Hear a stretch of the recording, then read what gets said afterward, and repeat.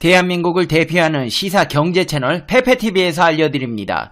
미국의 방위비 압박에 트럼프가 사면 초과에 놓이고 있습니다. 영국에서도 니들 그러다 큰 코 다친다고 경고하기에 이르렀습니다. 아니, 나 트럼프 대통령 진짜 그렇게 안 봤는데 정말 너무하잖아요. 우방국가에게 갑자기 방위비 5배는 너무 과합니다. 적당히 해야지. 영국뿐 아니라 미국 내에서도 한국 방위비 5배 요구는 아무리 봐도 과하다는 의견들이 나와 트럼프의 입지가 흔들리고 있고, 일본 불매운동에 직격탄을 맞은 대마도의 현지 주민들이 돈에 없어서 허덕이고 있는 가운데 일본 정부에서 고심 끝에 추경 예산을 더 편성하기로 했다는 소식과 일본 강제징용 소송당한 기업이 매출까지 하락해 망해가고 있다는 소식까지, 이 모든 사실들을 보다 심층적으로 분석해 시청자 여러분의 시사, 경제, 상식의 격을 높여드리는 팩트 맛집, 팩트 폭격기 페페TV에서 팩트로 제대로 털어드리겠습니다. 한 번도 안 본 사람은 있지만 한 번만 본 사람은 없다는 단 하나의 채널 페페TV 팩트 체크. 트럼프가 대한민국의 도깨비 시장에서 짝퉁시계 파는 듯 방위비를 5배 뻥튀기해서 받겠다고 천명한 가운데 한미 방위비 협상이 난항을 겪고 있습니다. 설상가상으로 미국과 북한의 대화 분위기가 깨지고 재대치 양상까지 보이고 있습니다. 이를 지켜보던 영국에서는 한국의 핵 보유국 지위를 재고할 만한 이유가 있다는 분석이 나왔습니다. 북한 문제에 대한 가디언의 관점, 핵 위기의 심화라는 제목의 사설에서 대한민국은 북한의 위협은 감소할 것이고 미국이 언제나 자신들을 지켜줄 것이라는 믿음에 따라 비핵국가 지위를 유지해왔다면서 현재로선 비핵국가 지위를 재검토할 충분한 이유가 있다고 주장했습니다. 또 그러면서 도널드 트럼프 대통령의 그간 대북 외교와 관련해 화형과 분노, 위협과 갑자기 뜬금없는 우리는 사랑에 빠졌다는 매력 공세 전략은 근본적인 문제 해결에 실패했을 뿐 아니라 나쁜 상황을 더 악화시켰다고 비판했습니다. 특히 트럼프 행정부가 비핵화에 대해 한반도 비핵화와 북한 비핵화를 명확히 구분하지 않은 점을 거론해서 북한이 반대하지 않을 것과 절대 동의하지 않을 것 사이에 차이가 없는 척하며 진전이 있다고 주장했다고 꼬집었습니다. 북한이 일방적인 완전한 비핵화는 절대 받아들이지 않을 것임에도 불구하고 한반도 상호 비핵화와 구분짓지 않고 협상에 성과가 있는 척 포장했다는 것입니다. 가디언지는 이는 해결이 아니라 진전에 대한 환상일 뿐이라고 일갈했습니다. 한마디로 트럼프가 잘하는 자기 성과 늘어놓기가 북한과의 관계에 대한 과장으로 이어졌고 실상은 관계 개선이 전혀 이루어지지 못했다는 것입니다. 가디언은 이어 북한의 협상 전략과 관련해 다른 미국 대통령보단 트럼프 대통령을 다루며 특정한 위기감을 조성한다며 트럼프 대통령에게 구애하고 미국의 행동 가능성에는 개의치 않는 것으로 보인다고 분석했습니다. 특히 북한은 한국과 일본에 대한 트럼프 대통령의 무관심에 주목했다며 트럼프 대통령은 미군 기지 및 병력 유지를 위해 미국의 동맹들에게 엄청나게 높은 분담금 지불을 요구하고 있다면서 트럼프의 돈밖에 모르는 정책을 비판했습니다. 엄연히 미 동맹국인 한국과 미국에 대한 트럼프 대통령의 손익 기반 접근 방식이 적성국인 북한에게도 상당히 의미 있다는 것입니다. 가디언지는 북한이 대한민국을 건성으로 대하는 건 별로 놀랄 일이 아니라고 덧붙였습니다. 아울러 가디언지는 대한민국뿐 아니라 전 세계 차원에서 핵 비확산 및 군축이라는 이념이 퇴조되고 있다며 이를 트럼프 행정부의 책임으로 돌렸습니다. 중거리 핵전력 조약 등 미국과 러시아 간의 군축 메커니즘 무력화와 이란 핵합의 파기, 뉴스타트 신전략무기 감축 협정도 종료될 가능성이 있고 사우디아라비아 원정 기술 이전 등 트럼프 행정부의 외교 정책이 새로운 핵시대를 열고 있다고 하면서 결국 트럼프가 그리고 있는 더 큰 그림은 훨씬 암울하다고 했습니다. 그러면서 북한은 분쟁을 유발하기보단 미국이 양보하도록 재촉하길 원한다면서도 하지만 오해와 그릇된 판단의 위험은 실제한다고 지적했습니다. 가디언지는 결론적으로 북한과 미국의 휴전은 끔찍한 결과로 끝날 수 있다고 경고했으며 이를 피하기 위해 국제적인 노력, 특히 미국의 노력이 필요하다고 했습니다. 가디언지의 사설을 한마디로 요약해보자면 트럼프 행정부 주도로 국제적 핵 경쟁 시대가 도래할 수 있고 북미 대화의 결과가 긍정적이지 못하며 한국에 대한 방위비 요구가 과하다는 경고로 해석됩니다. 미국의 전직 국방장관들도 트럼프 행정부의 한반도 접근법을 비판하며 동맹의 중요성을 강조했습니다. CNBC 방송은 트럼프 행정부 초대 국방장관을 지낸 제임스 매티스와 버락 오바마 정부에서 국방장관이었던 리엄 페네타가 한 포럼에서 한 목소리로 미국의 힘은 동맹에서 비롯된다 라고 밝혔습니다. 특히 매티스 전 장관은 지금은 혼자서 뭔가를 할 수 있는 세상이 아니다. 그런데 미국은 동맹 없이 가거나 심지어 동맹에 맞서기까지 한다고 우려를 표했습니다. 매티스는 지난해 말 트럼프 대통령의 시리아 철군 선언에 동맹에 타격이 된다며 사임했습니다. 미국의 국방장관은 동맹에 피해가 되는 정책에 사표까지 던지고 나올 정도로 동맹을 중요시한다는 겁니다. 페네타 전 장관 역시 매티스와 의견을 같이 했습니다.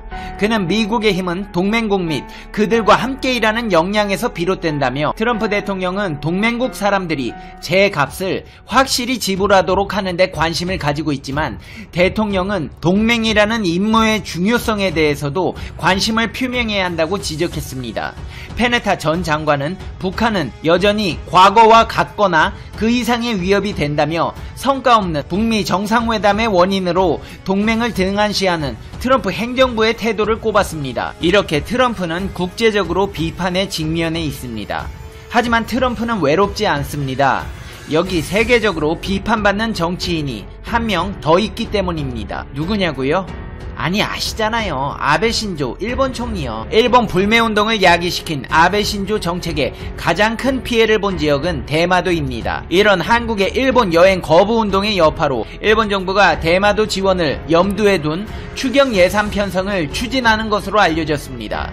대마도 지역 주민들의 절규가 일본 본토 아베에게까지 전해진 것입니다.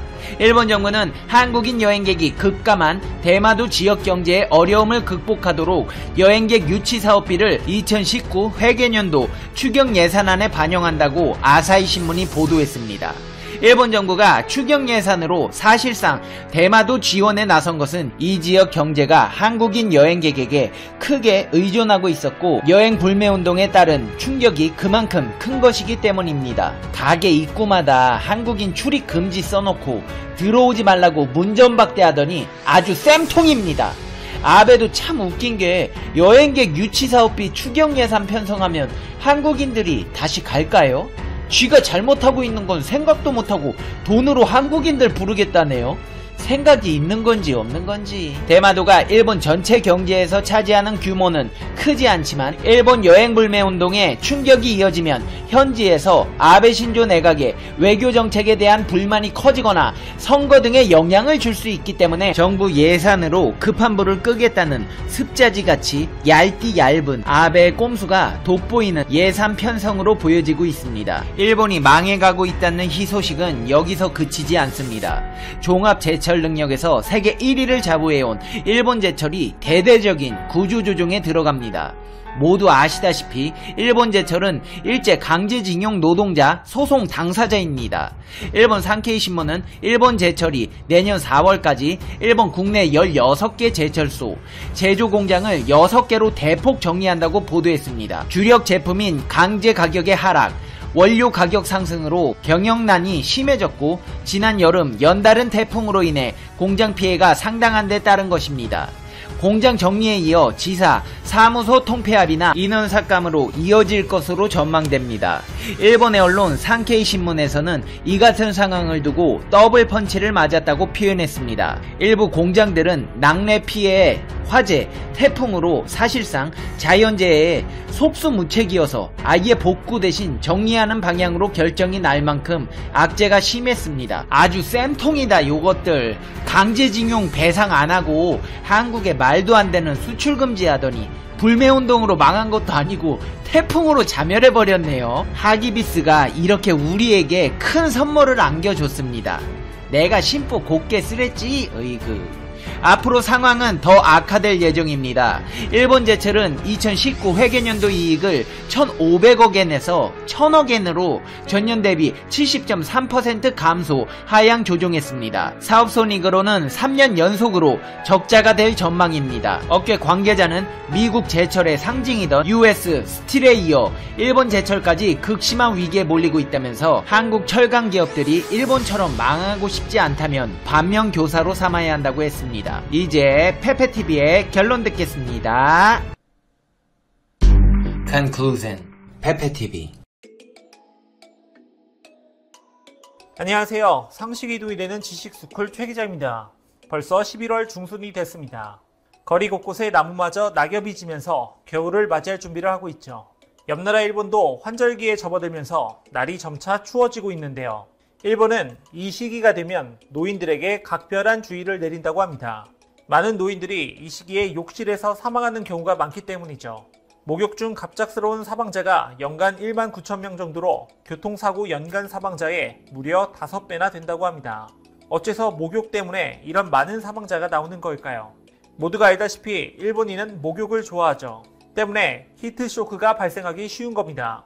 히트쇼크란 급격한 온도 변화에 의해 일어나는 신체적 악영향으로 혈압이 급하강, 급상승하여 실신하거나 심근경색, 뇌경색 등을 일으켜 돌연사의 원인이 될 수 있는 현상입니다. 실제 우리나라에서도 일본 여행이 유행했을 당시 여행사나 대사관에서 겨울 노천 온천을 즐길 때 히트쇼크를 조심하라고 경고를 했었다고 합니다.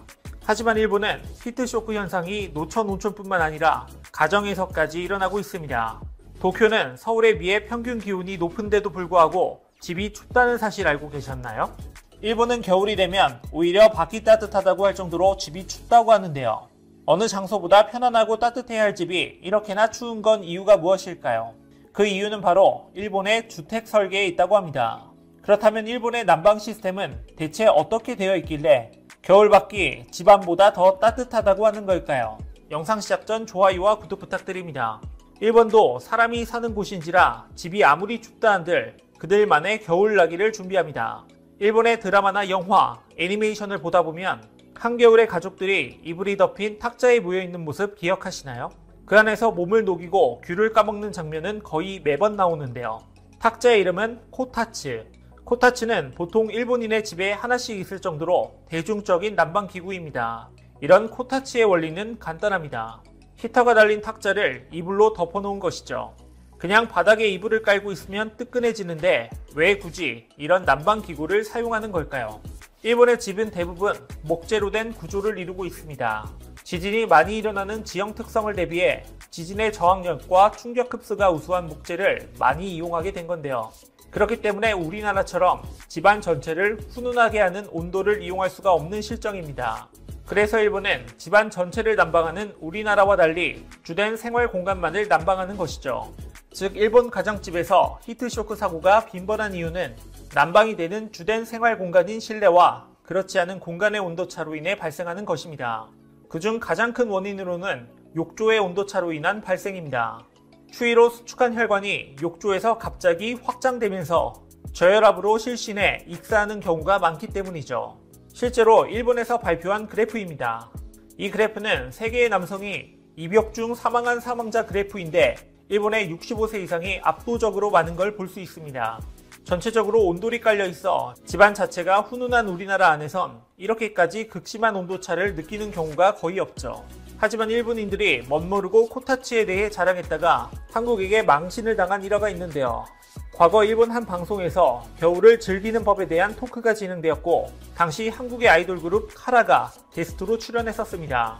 토크 중 일본 연예인들은 일본 가정에 필수로 있는 코타츠에 대해 안에서 귤을 까먹는다, 안정감이 있다 등 극찬을 하면서 카라에게 한국에도 코타츠가 있는지 물어보았죠. 카라의 대답은 NO! 한국에 코타츠는 없다고 대답했습니다. 대신 한국엔 보일러가 있기 때문에 원래 한국의 집은 바닥이 따뜻하다고 설명하자 일본 연예인들은 경악했습니다. 대부분 목재로 이루어진 일본의 가정집에서 바닥 난방 보일러는 고가로 취급되기 때문에 이러한 반응을 보인 것이죠. 코타츠가 그들만의 낭만은 있겠지만 일본인이라고 모두 이런 열악한 난방 방식에 만족하며 사는 건 아닙니다. 비즈니스 잡지 프레지던트에서는 도쿄대학 건축학 교수가 일본은 언제까지 이런 추운 집을 안고 살아야 하나? 라는 제목의 글을 게재했는데요. 교수는 일본의 난방 방식을 비판하며 이렇게 표현했습니다. 매년 가을마다 일본 각지에서 월동 준비를 시작한다. 벽장이나 창고에 있던 난로를 꺼내 가스와 석유를 태워 집안을 따뜻하게 한다. 이런 번거로운 겨울철 실내 환경에 대해 많은 일본인들이 피할 수 없는 운명인 것처럼 깊이 생각하지 않고 허용해버린다. 실제 일본의 집은 쾌적한 실내 환경을 형성하는 데 필수적인 단열이 되지 않습니다. 단열이 되지 않으면 창문이나 벽을 통해 열이 점점 빠져나가게 되고 난방에 필요한 열 부하가 증가해 난방비만 높아지죠. 때문에 교수는 일본의 주택이 최우선으로 확보해야 할 것으로 건물 자체의 성능을 꼽았습니다. 건물의 단열 성능을 충분히 향상시키면 조금의 온기로 실내 전체를 따뜻하게 유지할 수 있게 됩니다. 하지만 불행하게도 일본에서 건물 자체의 성능이라는 개념은 보급되어 있지 않았습니다. 이처럼 일본의 겨울철 난방 문제는 원인과 해결책이 뭔지 알면서도 아직도 바꿀 수 없는 슬픈 숙제로 남아 있습니다. 반면 한국의 우수한 온돌 문화는 어떻게 시작이 된 걸까요?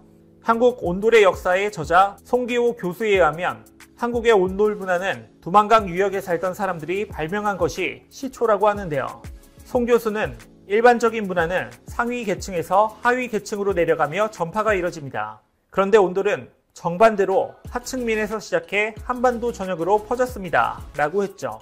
전 세계적으로 극찬과 사랑을 받고 있는 온돌이 하층민에서부터 시작됐다니 정말 놀랍고 대단하지 않나요? 송 교수는 고구려 때부터 온돌의 유적이 있었고 고려 시대부터 점점 퍼져가다가 조선시대 임진왜란을 거치면서는 왕이 사는 궁궐에도 온돌이 쓰이게 되었다고 설명했습니다. 또 온돌을 사용함에 따라 건축 방식도 바뀌었다고 하는데요. 삼국시대에는 2층 이상의 건물이 많았지만 온돌을 쓰게 됨에 따라 조선시대에는 거의 모든 건물이 단층이 된 것이죠. 왕의 사랑까지 받았던 온돌은 최근 중국, 미국, 유럽 등까지로도 서서히 퍼져가고 있습니다. 특히 해외의 고급 주택에서는 온돌을 더욱 선호하는 추세인데요. 해외에서 자주 쓰이는 벽난로는 측면을 데우는 방식이지만 온돌은 바닥을 데워 대류를 통해 열기가 골고루 퍼지게 하는 원리입니다. 이 때문에 온돌은 난로보다 열 효율이 높고 불 때는 곳이 건물 밖에 있기 때문에 연기 처리에도 용이하죠. 이렇게 뛰어난 온돌은 2018년에 국가무형문화재 목록에 추가되는 자랑을 맛보았습니다. 또 이보다 앞선 1982년 옥스퍼드 영어사전에 온돌이 표제어로 등재되기도 했죠. 이렇게 자랑스러운 온돌 문화는 우리 조상들이 어떻게 생각해냈던 걸까요?